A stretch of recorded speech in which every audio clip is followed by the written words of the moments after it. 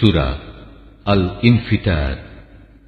রহমান রহিম আল্লাহ তাআলার নামে। যখন আসমান ফেটে পড়বে, যখন তারাগুলো ঝরে পড়বে, যখন সাগরকে উত্তাল করে তোলা হবে, যখন কবরগুলো উপড়ে ফেলা হবে, তখন প্রতিটি মানুষই জেনে যাবে সে এখানকার জন্য কি পাঠিয়েছে এবং কি সে অসমাপ্ত রেখে এসেছে। হে মানুষ, কোন জিনিসটি তোমাকে তোমার মহামহিম মালিকের ব্যাপারে ধোকায় ফেলে রাখল, যিনি তোমাকে সৃষ্টি করেছেন, অতঃপর তিনি তোমাকে সোজা দাঁড় করিয়েছেন এবং তোমাকে সুবিন্যস্ত করেছেন।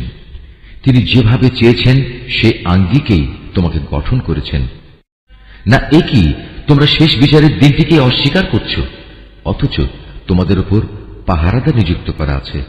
এরা হচ্ছেন সম্মানিত লেখক, যারা জানে তোমরা যা কিছু করছো। নিঃসন্দেহে নেক লোকেরা সেদিন আল্লাহর অসীম নিয়ামতে পরমানন্দে থাকবে, আর পাপী তাপীরা অবশ্যই থাকবে জাহান্নামে। শেষ বিচারের দিন তারা সবই ঠিকমতো সেখানে পৌঁছে যাবে, সেখান থেকে তারা আর কোনো দিনই নিষ্কৃতি পাবে না। তুমি কি জানো শেষ বিচারের দিনটি কি?